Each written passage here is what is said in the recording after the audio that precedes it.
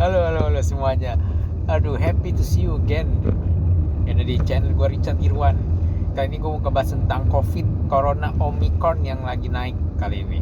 Ya, hari ini hari Senin tanggal 7 Februari. Oke, so gue kayaknya makin gemuk aja ya. Makin hari makin gemuk. Oke, that's a blessing ya mestinya. Oke. So gini, sekarang akhirnya Jakarta dan beberapa daerah ke level 3. Ini yang udah diprediksiin sebelumnya sebenarnya. Kapan di level 3? Karena udah naik dan beberapa juga minta untuk dinaikin ya. Kemudian PTM juga ya, sekolah-sekolah juga pada kok nggak balik lagi ke online dulu lagi karena pada naik gitu. Nah, ya di kali ini gue ngebahas tentang discuss bareng sebenarnya sama kalian semua. Kalau ada pertanyaan silahkan, gue pengen bahas bareng-bareng, discuss bareng-bareng, pengen sharing sebenarnya yang seputar pertanyaan tentang Corona dan Omicron sampai di saat ini di Februari ini 7 Februari ini lebih tepatnya. Oke. Jadi pertama, Jakarta udah naik di level 3, which is beberapa aktivitas sudah kembali diketatkan lagi, lebih ketat dibanding sebelumnya di level 2. Oke. Ada pertanyaan, apa aja sih yang diketatin? Sebenarnya selama PPKM tersebut ya, dari dulu sampai sekarang ya, yang dari tahun lalu gitu ya, itu sebenarnya ada beberapa perubahan sebenarnya. Jadi kalau misalnya ditanya apa aja perubahannya, itu sebenarnya wajib untuk diupdate lagi, dilihat lagi, karena perubahannya terjadi perubahan gitu ya, cukup dinamis lah gitu. PPKM level 3 saat ini mungkin akan berbeda dengan PPKM level 3 di tahun lalu gitu ya.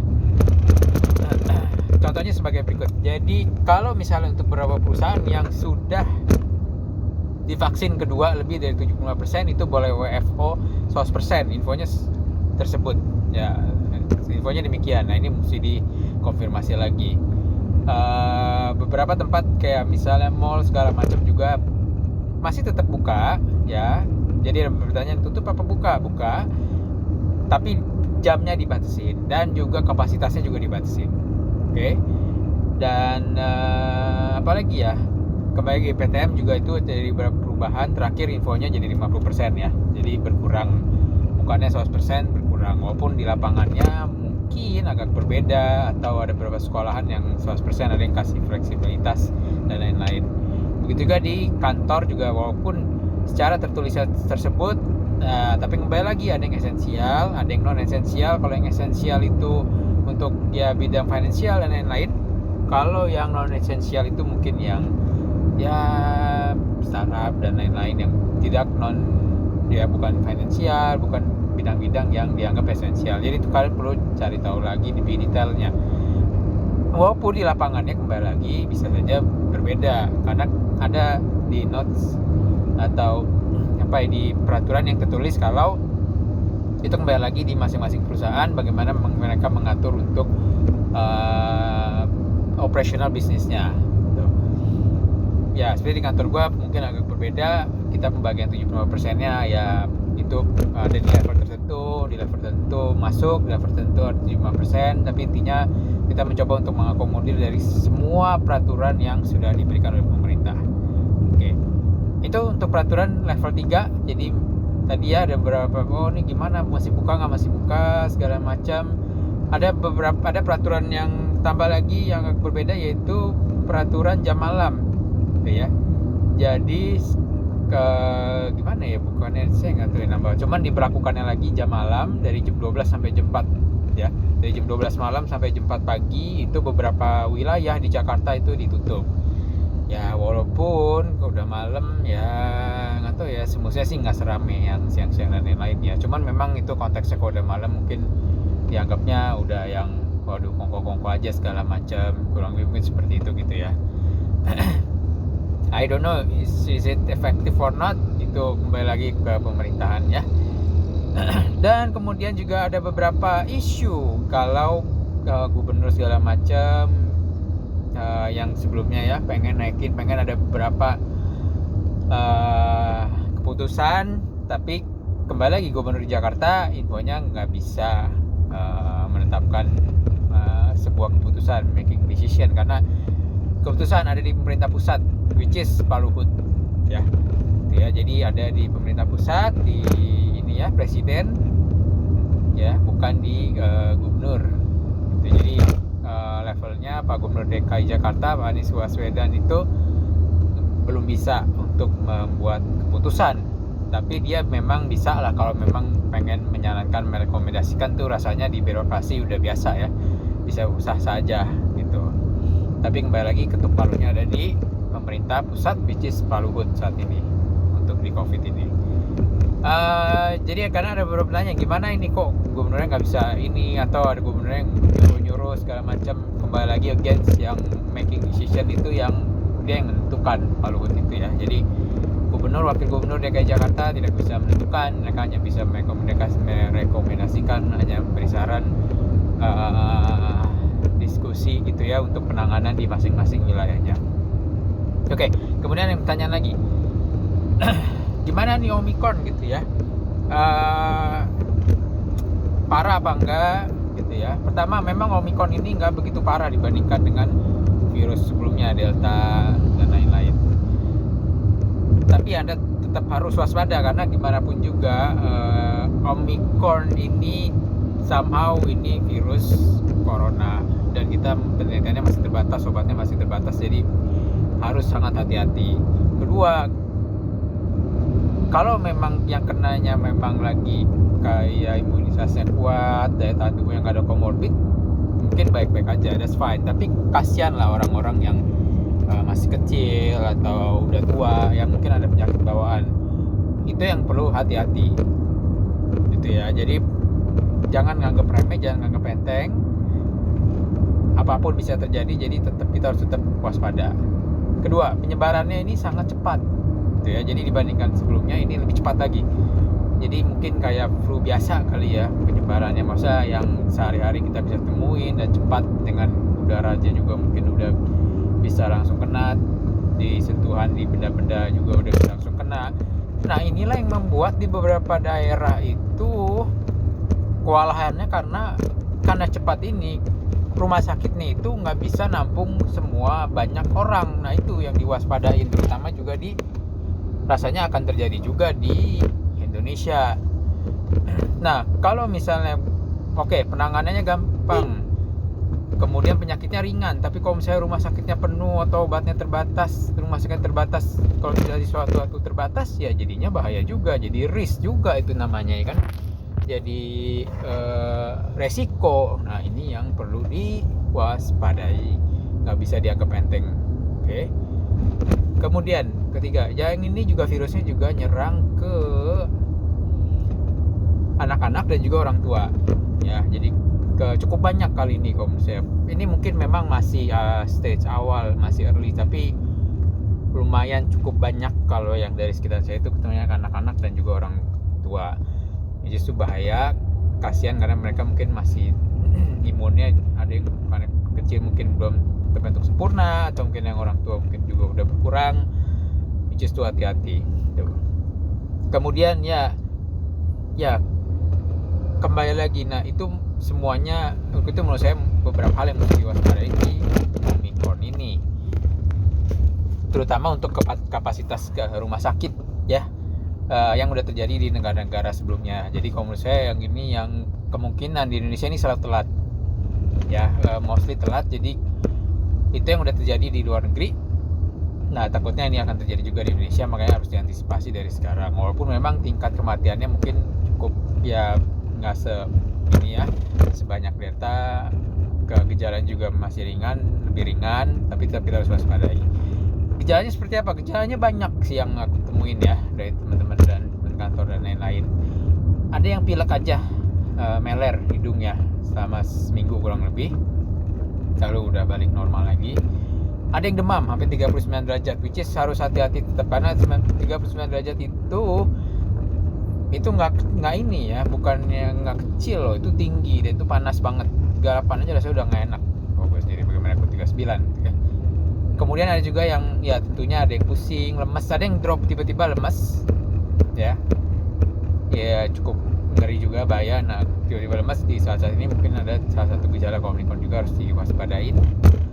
Dan itu pun juga terjadinya ada waktunya, ada inkubasinya segala macam. Jadi ada beberapa juga yang nggak bergejala awalnya gitu. Jadi dikiranya nggak kena corona, mereka bisa pergi kemana ya, ke negara umum segala macam. Nah pada saat di hari ke 45 mungkin ya baru muncul.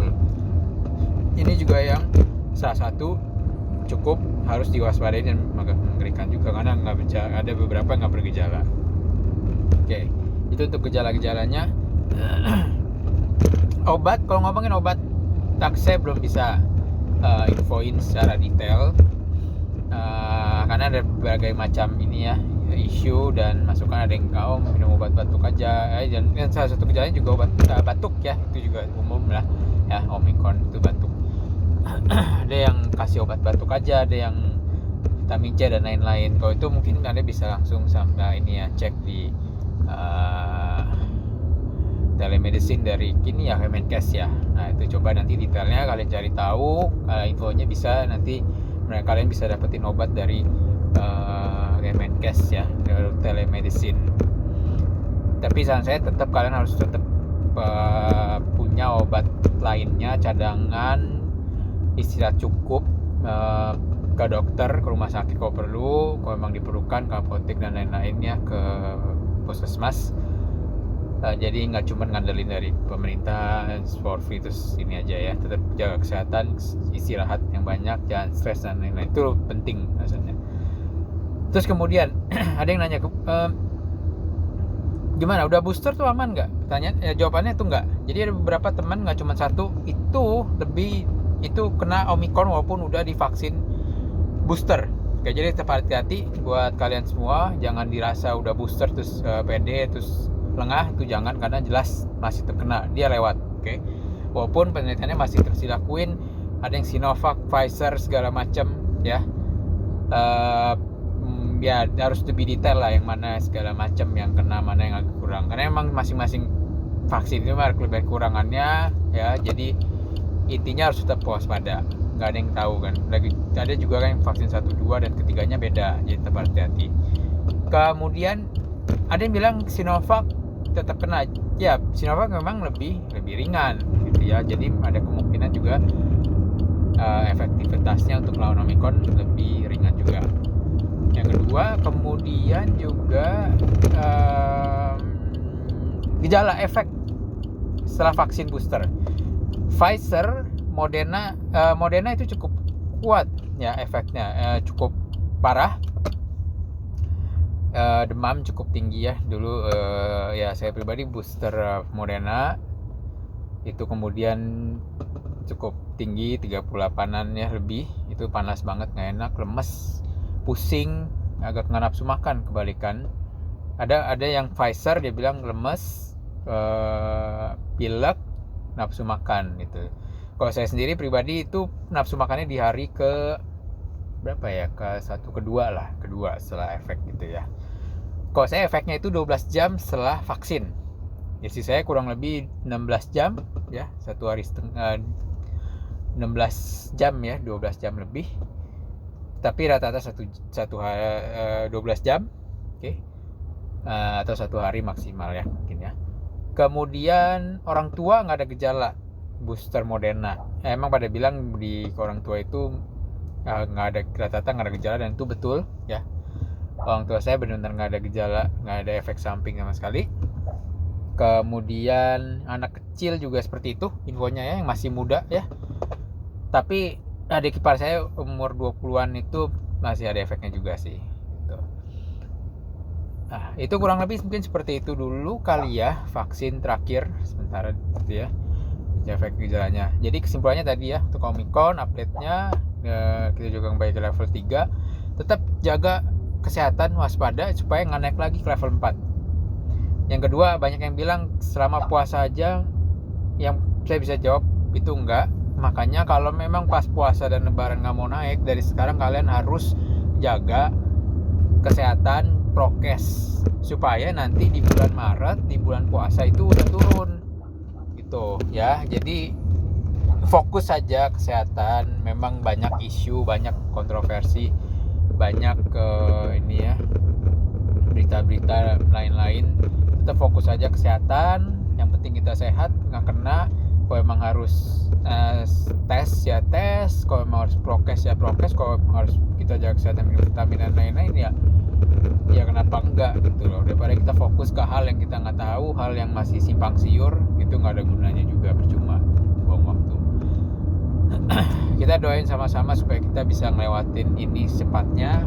Kalian yang puasa yang ini juga nanti bisa aman semuanya ntar lagi. Kemudian yang juga terakhir mungkin yang nanya setelah ini apalagi, memang ada banyak ya, ada W2, ada lain-lain lah, ada Megatron dan lain-lain gitu ya, sampai Megatron, Polytron dan lain-lain. Cuman apapun itu ya kembali lagi berdoa dan terus berusaha ya, jaga kesehatan tuh, tetap prokes jangan cuek, jangan lengah. Oh ya, mungkin ada beberapa hal yang harus perlu dijaga ya, kayak di tempat makan bareng, di lift, meeting bareng, kurangin ngobrol bareng, nongkrong bareng, terima tamu, pembantu, supir, ke pasar, orang tua dan lain-lain, keluar, waspada. Saya doain tetap sehat, semangat, jaga kesehatan. Kembali lagi kita bisa ngelakuin semua. See you in the next video, next information sharing for me. Semoga bermanfaat. Thank you semuanya. Jangan lupa subscribe, like, and share. Ya, kasih. Bye bye. See you.